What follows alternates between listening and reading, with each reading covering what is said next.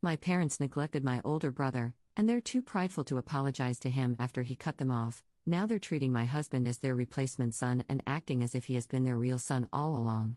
Posted by you/mom's replacement son.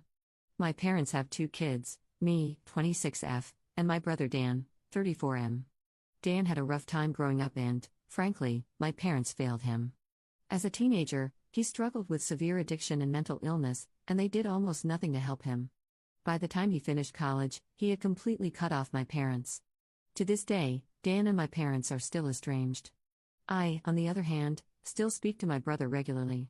My parents, especially my mom, take every chance they can to mourn the loss of their son and act as though my brother wronged them by leaving.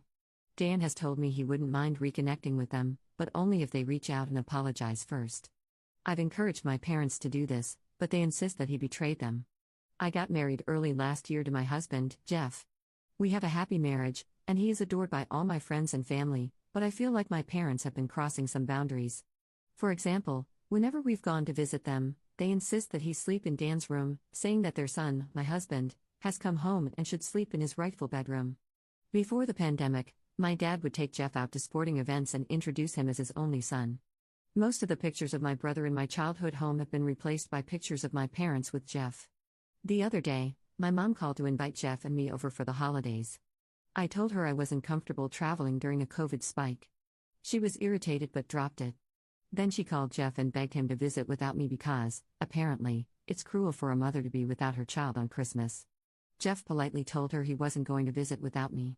She's been emotionally blackmailing him ever since, sending him pictures of stockings with his, my mom's, and my dad's names on them and saying, "But we already promised so-and-so that our son will be in town."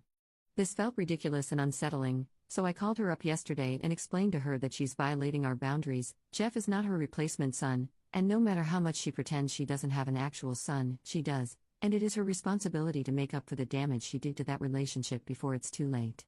She started crying and called me cruel for mentioning Dan, and said I have no idea what it's like to be a mother and that it's disgusting I'm trying to deprive her of a son when she has already lost one by keeping Jeff away from her.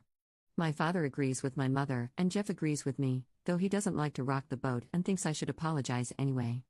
I thought I did the right thing, but now I'm really not sure if I went too far. Top/relevant comments. Commenter. I read this wearing a Pikachu face. For real, your parents sound mentally unbalanced. This is seriously unhealthy behavior, and it will have a negative impact on your marriage.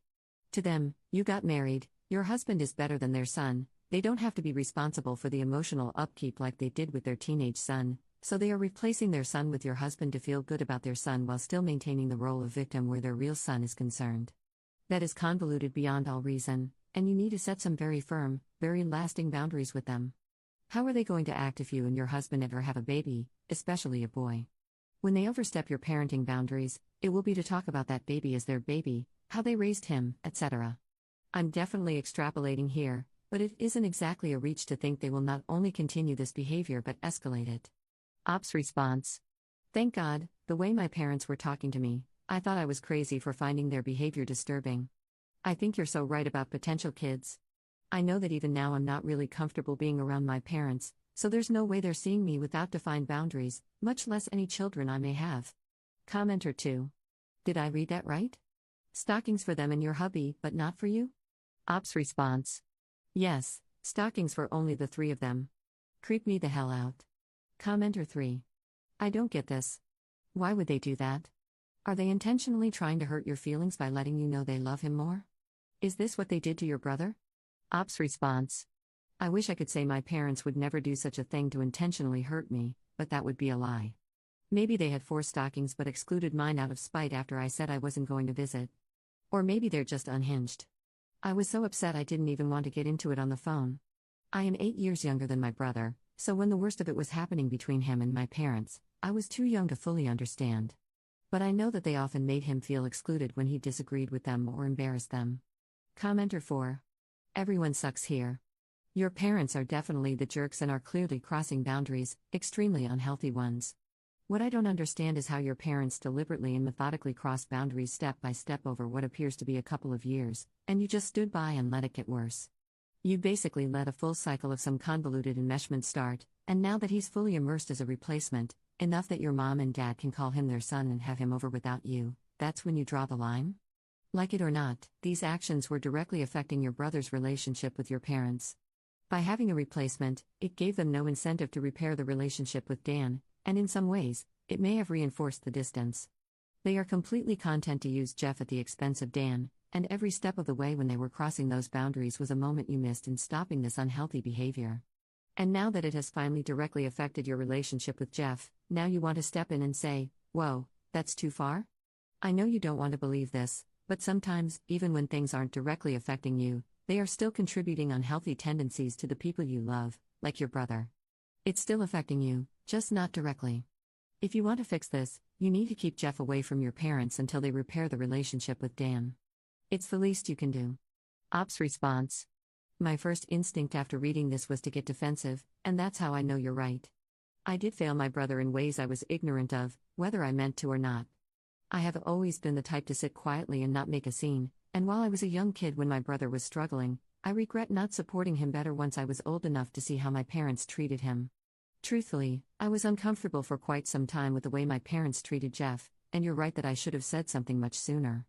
I know I have a lot to work on in terms of healthy boundaries and communication, which is why I'm going to do individual therapy, and Jeff and I are most likely going to go no contact with my parents for a while. I really appreciate hearing a different perspective. Thank you for this comment. Op adds an edit to their post. Thank you all for the support and advice. I appreciate it so much. I haven't been able to sleep, so I've been reading every comment. I don't know if I have the emotional energy to post in just no mill yet, but I'm reading a lot of what's posted there and already feel less alone. My tentative plan is to arrange for Jeff and me to get individual therapy and maybe couples therapy later on. We're going no contact with my parents for a while. I'm also planning to invite Dan to stay with us over the holidays. I have a lot to make up for, and I want to spend as much time as I can with him and let him know he's loved.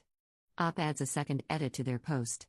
Also, in response to the people pointing out the gross, incestuous implications behind this, because of the way my parents talk about me and my husband, most people who didn't know me growing up assume that I'm their daughter-in-law and Jeff is their son until one of us corrects them. Update 1 month 1 week later. Hi, I posted several weeks ago about a situation in which I felt that my parents were trying to replace my brother, Dan, with my husband, Jeff. I want to first express my gratitude to everyone who commented and messaged me. I was raised in an unhealthy environment and, as such, I was very out of touch with what normal family dynamics and boundaries look like. The support, the resource recommendations, and the respectful criticisms have all been invaluable to me as I've begun to confront what I've avoided for a long time.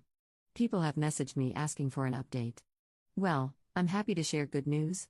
My husband and I went no contact with my parents, as many of you suggested. We have also both started going to therapy.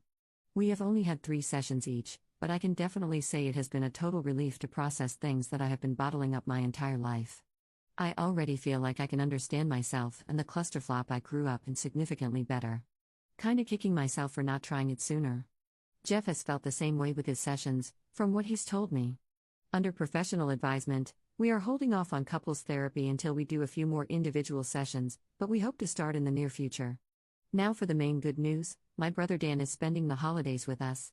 After taking health precautions, he drove up last week and is staying with us past New Year's.